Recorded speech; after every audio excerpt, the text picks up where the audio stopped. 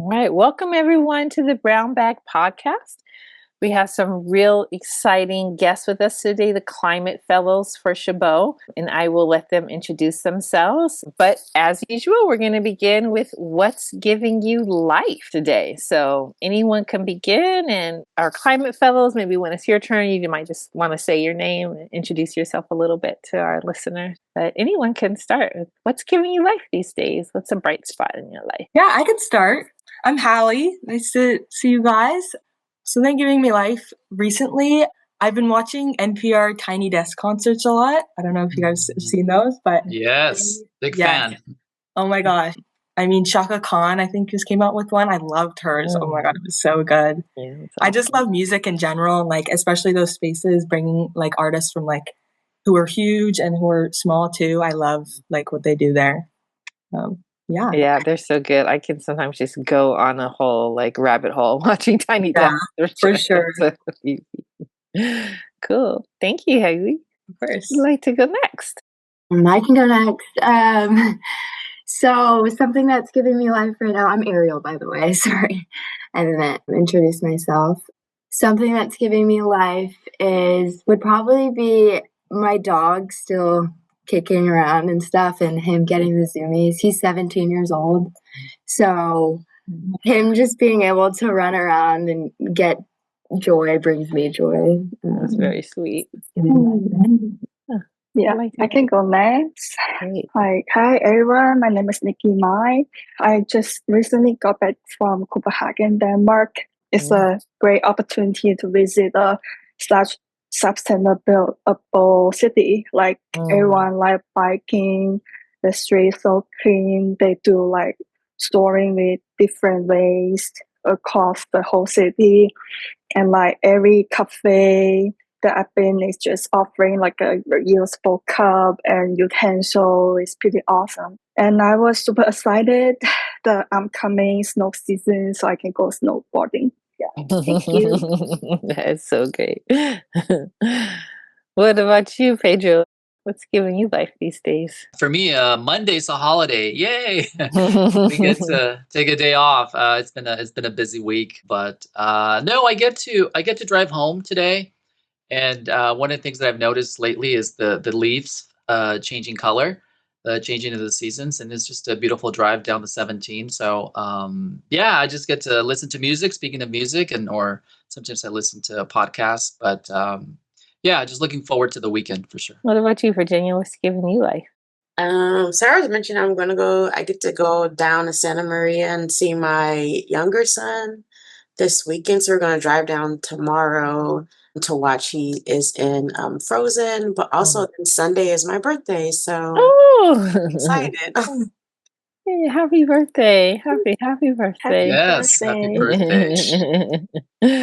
Well, I had it in my head about what was giving me life. And I got so excited about your birthday. I forgot what I was gonna say. What is giving me life these days? Oh my God, I'm just like totally blanking out right now. It always happens when I'm listening so closely.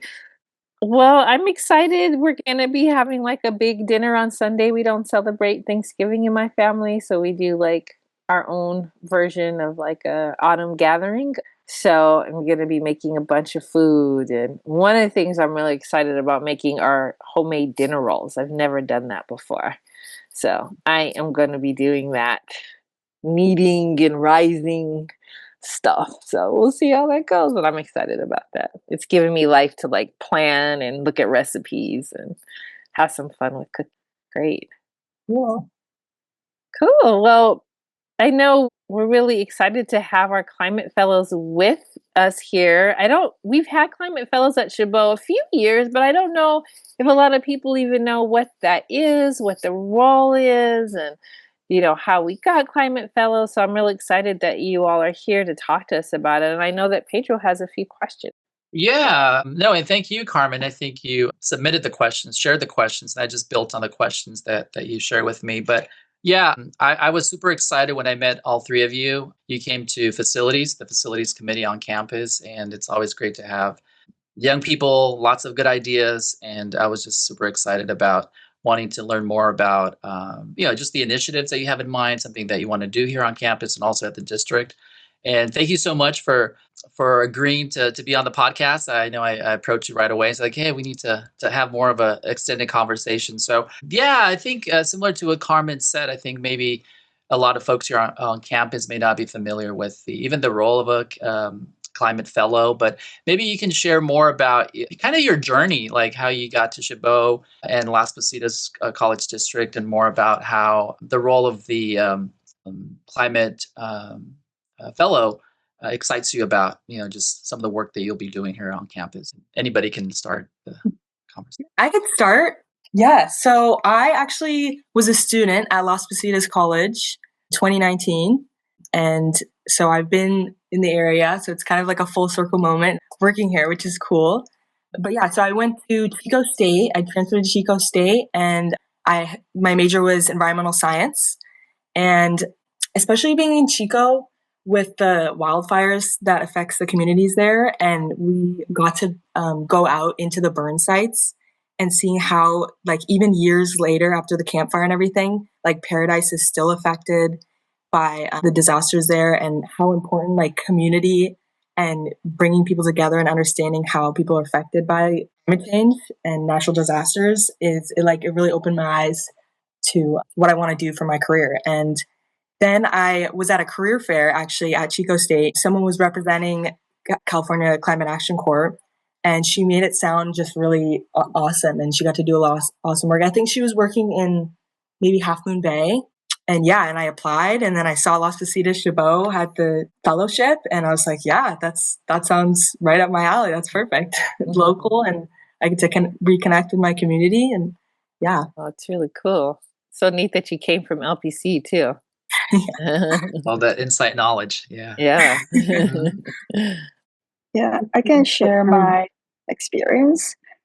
So when I was in undergrad in UC Berkeley, my major is environmental economic and policy. So I took several like climate related classes, and I felt like, oh, that's pretty interesting to me. I never thought about this sector, but after I graduated, I didn't get into that field by the time. But instead of that, I worked at Amazon as an operation manager. And I do saw that a lot of people just like wasting like the material over there. They are not doing pretty sustainability practice. Even we promote the initiative over there. And then that's let me think that like what I can actually do to make the sustainability initiative practice, like the theories into the real practice into our life. Then I applied for my master in sustainable energy from Johns Hopkins University and focus on studying like sustainability transitions in California, especially like how energy can shape and transform the community to be more sustainable and reduce emissions. And after my master graduation, I was like looking for job opportunity. And then one of the networking events during the SF Climate Week that I met my Berkeley alumni that told me about this program. And then he encouraged me to apply for it. And then I looked it up and I saw there's like a great opportunity, especially Las Positas and Chabot College is near to where I live, then apply it. And and I think that's a great opportunity that can give me a chance to implement what I learned from my past experience, my educational background to turn it into the real world solutions. Thank you. So I like that. powerful. Yeah, thank you, Nikki. Yeah, that's great. So earlier on, I've always been like into the nature and the environment throughout my whole life. And just like having the opportunity to be out in nature and in green spaces, being able to swim in clean water and stuff like that, motivated me to take this opportunity. So I went to college at UC Santa Cruz. I got my undergrad in environmental studies. And throughout my journey there, I worked at a farm, local family farm. Working there really connected me to like food and people. I would also work at the community farmers market, so interacting with people helped out a lot as well. After I graduated, I was looking for any job opportunities, honestly. It was kind of hard. And a lot of like permanent jobs I wasn't getting. So, but then I got this fellowship and I think it really helped me out and I'm going to get great experience from it and meet a lot of great people like you all. I've already met so many awesome people. So yeah, I'm happy to be here. Thank you, Ariel. Yeah, I'm curious. I mean, this is so cool. You guys all have such diverse backgrounds, and I'm thinking like I'm sure you've walked through the campus already many times. And I guess from a kind of sustainability or from your background, like what are some of the things that kind of come to mind in terms of like, oh, maybe this is something I should pitch to, I don't know, if it's the president, if it's the vice chancellor, lecturer, like what would be some of the things that we should be thinking about as a campus in terms of sustainability or just environmental justice, anything that you've observed so far in your stay here? Yeah, I'll start. Yeah, so we've been working closely with the RAGE, the student club, revolutionaries advocating for greener ecosystems. Yeah, the student club here, some of the faculty members as well. They're very interested in getting these initiatives started and getting people engaged. But I feel like one main thing is having, I guess, not force fed on students, but like having it in the curriculum so that they are aware of how it's, even in like assignments, they could have projects where they're going out and, surveying like waste audits. That's one thing that we're thinking about, and seeing how you're affected by environmental pollution or air pollution, water quality. I mean, once I started learning about that stuff, it can be daunting just because of the scientific side of it, but just having that approach of like, we are able to do something. I know it seems like corporations have a hold on us, but if we all kind of band together, like we are definitely able to make a change, especially with these students who are very like engaged with the issues. It's really cool to see. Yeah, I agree. Like yesterday after the RAGE meeting, we sat in Eric's English class and they had a guest speaker come and talk about PFAS in the horizontal levee and how to mitigate against it through constructed wetlands. It was really interesting. Yeah, so he had a project assignment for all of his students to interview 7 people each. I'm not really sure what the interview questions were, but it was about the same thing, like the horizontal levee and these constructed wetlands that are going to be coming in place. And I think they're going to interview 7 different people about their thoughts on this matter. And I thought it was cool because it's just getting people involved. And then each student, I don't know, maybe there's like 24 students or something, but each of them interviewing 7 people, it just broadens the community and being knowledgeable about stuff like this. Just talking about it, I think helps a lot. Yeah, I also think that we have working with several student club in Las Positas and also Chabot College is really help out that we promote our zero waste initiative for urban greening. Especially we're going to work on the 5 property sustainable center in the future. I think it's definitely helping out, and we have like during the tabling event with the career fair. And then I still remember there's so many students that come to us that asking like, how are we getting involved for the Year Waste initiative and how to be participate and getting involved to help in the environment, because they already having passion about the environment and try to help, but they don't know how to get started.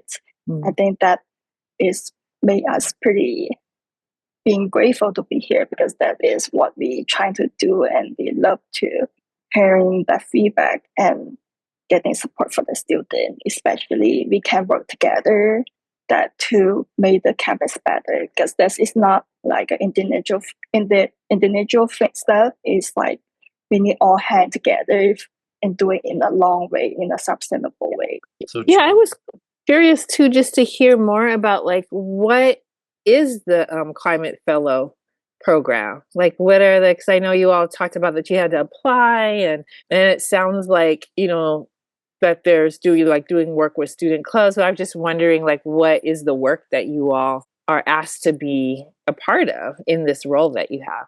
The main part of what we're doing is community outreach. Especially, we had a week-long orientation with California Climate Action Corps, explaining our role and how to engage with the community, because we're hoping to recruit a lot of volunteers throughout the projects that we're going to be putting on.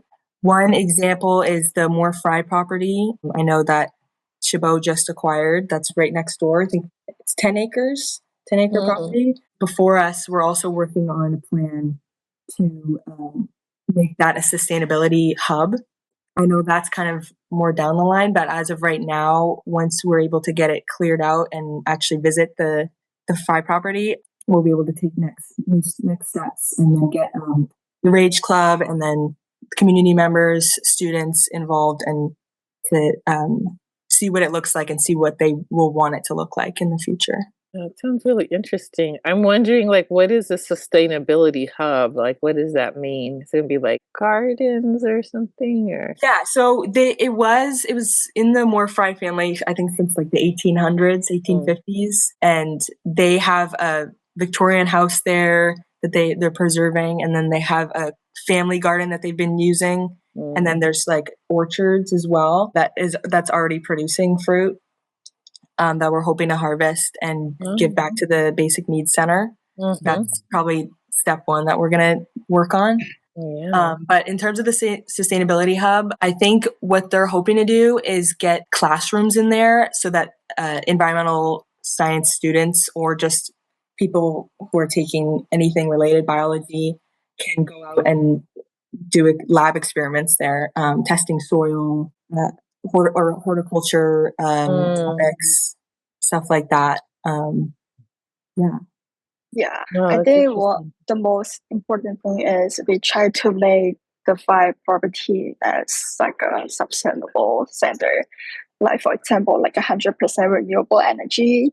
Like we can use the battery that we can store from our solar panel, which is we install next to the parking lot, and we just try to reduce as much waste as we can and just use what we have over there to be more productive. And so we all welcome not just like what the student major that Harley mentioned about. We welcome all students to involve in that area, no matter it's like volunteer event or you're interested in the class. We all welcome students to be involved in it. And also that is just one of our biggest focus right now. But as a California Climate Action Corps, we have 3 core areas to focus. Like one is what we mentioned about the urban greening. And as currently we already have a collaboration with the horticulture professor in Las Positas doing the hedgerow cleanup last week.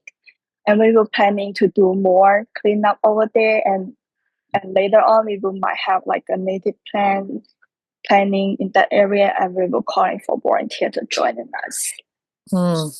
Yeah, and then Yeah, very I think interesting. our And set then- date is November 15th on Saturday. Okay. Yeah, and also the other big project that we focus on is the organic waste diversions and the food coverage, especially with the cafeteria area. And we try to collect the compost residue from the cafeteria and turn it and give it to the earth hub in the campus that we can convert to use in our garden. And so it just means we need all students action to come together that doing the storing in the correct ways, like not putting the platters in the compost bin because it will destroy the compost food that is not being used for the urban greening. And Mhm. The extreme waste bin diversion can be tricky too. I feel like when we were tabling, we had a little game with a bunch of different cutouts of different kind of trash, recycling, landfill, and compost.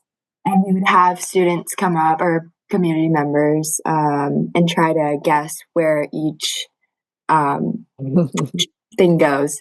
And a lot of people were confused. For example, I don't know if you guys know of the green compostable bags, but those are actually not compostable. The ones that people put like fruit in and stuff. Yeah. A lot of companies practice greenwashing. So they act like they're being green and sustainable, but actually, a lot of places don't take those bags in their compost because it Wow. takes certain conditions for that to break down in a Mhm. compost. But in normal conditions, it usually wouldn't break down. Mm. Thank you for that because like the complex that I recently moved to, like they have like the trash and recycling chutes, and so they have the green bags for compost, and I'm always like, oh, look at me, I'm doing the right. So like, thank you for that. No, it's a common mistake, and a lot of the public doesn't know. So I think we're trying to educate general public on like where things should go. So it can be confusing. It is. I mean, I know anytime Yeah. I come across those like compost, recycle, garbage, I'm like, I don't, because sometimes they'll say like napkins are compostable, or it's so hard. And I feel like a lot of times they don't, they'll have images, but sometimes it's still not very clear. And yeah, it's really, really hard to kind of figure that one out. And then it can start to feel like it doesn't even really matter. That's Yeah. the other piece of it. Yeah. And we try to accommodate and planning a field trip visit in one of the sanitation facility center.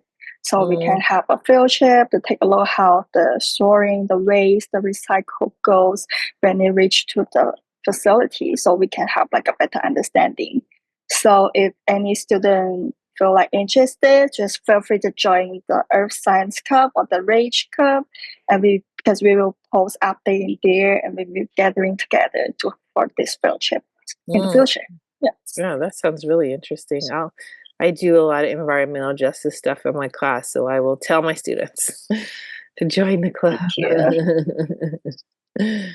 I think that's Okay. so important. I think that, and I think Chabot has been kind of taking the lead. I mean, I think in terms of environmental issues here on campus, I can think of even Change It Now. Through our learning community on campus, we brought forth a lot of these issues, and I think that we also, as you may know, we celebrate Earth Week in April. So I think there's a lot of student engagement, and I think that's so important. I wonder if in your experience, either at school, when you were back in school, or just some projects that you haven't been involved in, has there also been a lot of community involvement, specifically like maybe the indigenous folks from that area, like they have been participants? Because I think that they would also be able to share a lot of knowledge. I know here at Chabot, we are very proud of being Muwekma Ohlone land. And I think that when I think about the property next door, I think that Carmen and I have brought folks like Karina Gold, who, if you drive up to Emeryville, they have the shell mounts, that they have preserved, and they have created such a beautiful space where it's been really community led, by indigenous folks. So I wonder, have you read something, or have you been involved or seen projects that are also actively reaching out to like the indigenous folks from the community? Yeah, actually, in Chico, I took this class with a woman who's working with the Sierra Club, I believe. She was a forestry engineer, and she was very passionate about working with indigenous tribes to include traditional ecological knowledge in Mm. projects, especially because she was able to use her knowledge and communicate with them to work on projects like restoring meadows in the area. I know I actually did a research project on a meadow that was restored, and it was one of the first times that a tribe was recognized as having a federal land because the treaties in the past have been so, unfairly taken from them. And it was a really big deal when that happened. They were able to recover it, even got beavers to come back to the area, which was really cool. Wow. That. But yeah, especially also for prescribed burns in Chico, they work with the Maidu people who are there to use their traditional ecological knowledge and teach them as well to use fuel reduction practices, which is really cool to learn about. Sounds like Chico is really on top of working with indigenous communities there. Yeah. I think UC Santa Cruz is as well. I know the Amamutsan Tribal Land or Tribal Land Trust. I know they do. They have a relearning program at the campus, so it's pretty cool. Whenever I've taken environmental classes, we go on tours. I know the Arboretum has a center, I think, for the native peoples there, and it's pretty cool because you can learn more about their history, which is important. Sorry, I don't have much school-related project to share because when I took those climate-related classes during college time, everything is online. But I can share my experience that outside of the school, and I have worked multiple nonprofit organizations in SF. They all involve environmental justice. Like one of them called the Method of Trust. They have like a eco hub that they have quarterly showcase to the public to show like how you can live in a sustainable way, like reduce way, like you can use your unused clothes and make it turn into something new that you can use in your life instead of buying new stuff. And also like introducing the material that's pretty sustainable if you try to make your house better. And also the other organization that actually teach the public how to do the storing the waste with recycling, compost, and landfill.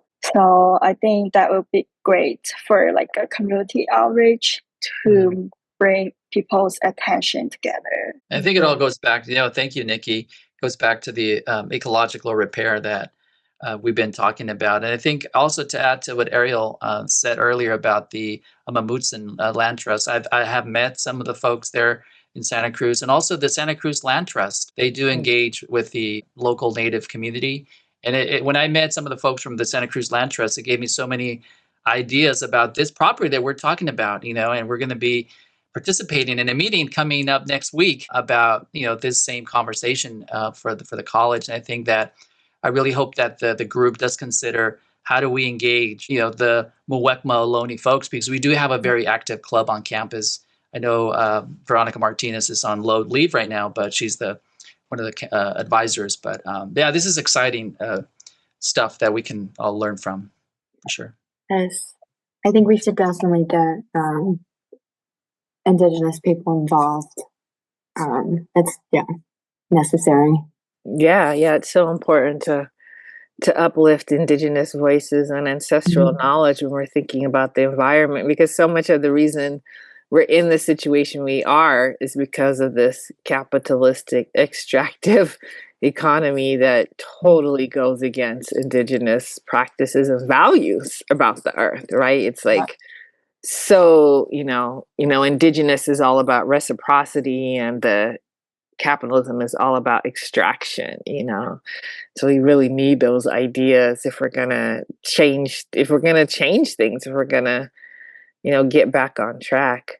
I wondered about like the work that, and maybe there's not, I don't know if you guys are impacted as much by it, but I just wondered how, just in the current context with Donald Trump and him being such a climate denier, and kind of the gutting of the EPA, and just the culture he's trying to usher in, trying to amp up more fossil fuel use. Like, how are you guys kind of grappling with the current context as you're trying to do this work? One thing I have learned is that I feel like the way it's introduced to people like in terms of environmental science, climate change issues, is that it's separated from like economic success, but they're so linked, right? Like having renewable resources and how much we actually use that the earth is able to replenish is like crazy. Like we use like 7 times the amount of resources that the earth can replenish a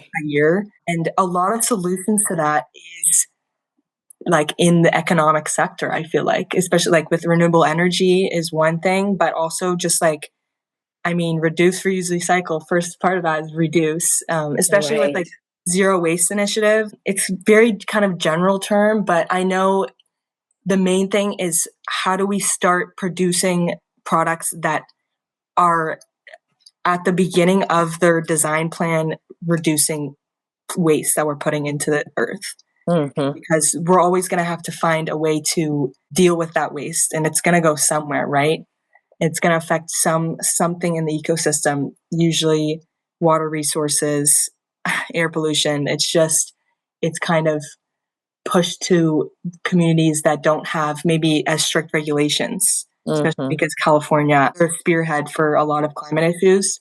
But it's interesting because I was learning about how, like, especially when we're learning about waste, like we ship our waste across state lines because we don't have enough like hazardous waste facilities in California. So we're required to ship it. So it seems like we're just doing really well with our waste reduction, but it's actually just pushing it somewhere else, outsourcing it, right? Wow. Yeah. Well, that's so interesting. I didn't know that. I mean, I know about the big barge of waste in the ocean, but I didn't know that we were like shipping our waste to other states. Wow. And environmental justice, because even under Trump's mission, because I felt like, in my opinion, I feel like California is doing great in like promoting sustainable practice and also being like a environmental protections. Like for example, I think one of the professor in Las Positas, Eric, mentioned about 1 mile trail that will help protecting the monarch butterflies and also prevent sea level rising. Like even without Trump's subsidized support, but we Californians still doing the way that we supposed to do. I mean, if having government subsidize and initiative support is good, it just put more sustainability initiative and things happening faster. But without that, we can still doing what we want to do and need to do. It just takes more time. Yeah. But I think I'm being optimized about that. But other than that, I think Trump's emission is pretty much going up and down. You never know what's going to happen next. So it just keep going what you think is good for the environment, good for the community, and you never know. Yeah, it's such a good point. It's like kind of regardless of what he's doing, we have to keep going, right? To keep going towards what we feel is right. Definitely. I totally agree with you, Nikki. Yeah, I think if we have the support, it'd be so much more easier. And like it's hard because it's sad if we're gonna get to a point to where the environment and Earth can't repair itself because of our doings. It's kind of depressing, but yeah, I try to stay optimistic, like you said, Nikki, and just have hope that things will get better with the environment and stuff like that. Well, before we head towards our exit ticket, is there anything that you all want any just last words that you have that you want our listeners to know about your work or getting involved in environmental justice work?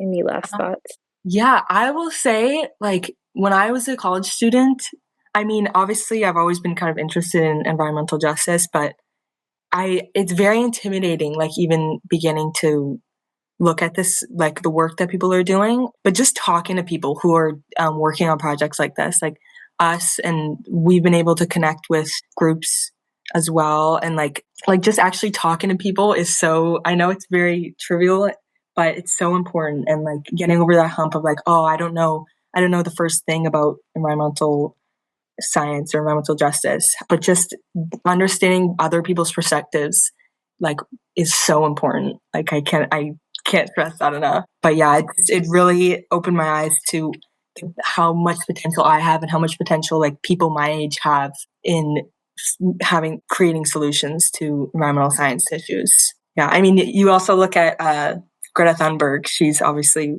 one person who's very inspiring, and she started when she was, I think, 15, not even, voicing her opinion. And you see her now, she's doing really great work. And yeah, just being inspired by people who are starting early and passionate about it is very important to me.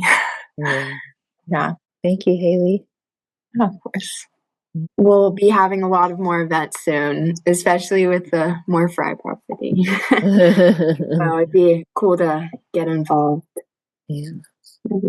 Yeah, I'm curious about that property. I know Pedro's kind of involved to hear more about that. You come to our meetings, Carmen. We have one coming up. I'll send you the Zoom link. Okay, all right. What about you, Nikki? Did you have a final thought? Yeah, I mean, just join us. That's it. All right, join the movement. Join, yes. All right. Well, we like to conclude with an exit ticket. Thank you all for being our guests today. And for exit ticket, you can just share something that you want to recommend to our listeners. It could be anything that you think would be cool for people to check out. Fun. Cool. I'm sure I know Pedro, you probably definitely know about this one, but visit Natural Bridges. The monarchs are coming. Best time to go is late November, and they overwinter in the eucalyptus trees, and they're towering, and there's like these huge clusters of monarchs just flying around and stuff. But it's pretty cool. Where is Natural Bridges at? Santa Cruz. In Santa Cruz. Hey, that sounds like a fun little journey. Natural Bridges to see the monarchs. I love that. Natural Bridges State Beach. Yeah. Nice. Second that. One thing that is cool to check out, I just found this out like a couple weeks ago. It's in Presidio Park, and that is like a discover center at the corner hiding. And if you go inside, you will see like it's more like a gallery about what they found in the park, and they have a real sample all there. So it will show you like what location they found this animal, this plant, and how it looks like. I think that's pretty awesome if you love nature and you can learn something. That is so cool. And that was you said Presidio State Park? Yeah. It's in SF, like right next to the Golden Gate Bridge. Yeah. Nice. Cool. Mine's a little different. I actually just started reading a book. It's called What If We Get It Right?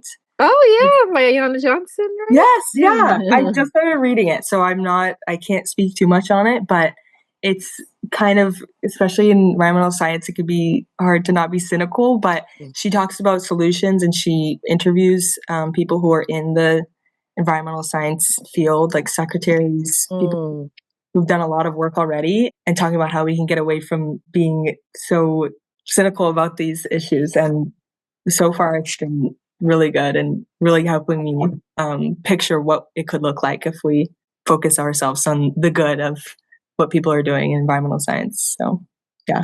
What about you, Pedro or Virginia? You got a recommendation for our listeners today? I know it's going to sound very cheesy, but I mean, talking about ecological repair and just repair and repairing hurts and all that. I recommend giving someone a hug.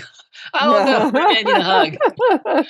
It's that time of year, and sometimes you just go through so much, and the holidays are coming. But I think it's building that community. But I'll leave it at that. Yeah, hugs are always welcome. Nice.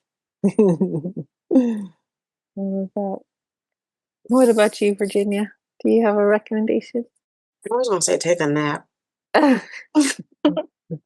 Rest is resistance. Rest is, yes, it definitely is. So I was going to recommend there's a podcast called Green Dreamer that somebody introduced me to, and it's really good. The host just always has different writers, different environmental activists on there talking about just various things connected to environmental justice. And I'm just hopeful.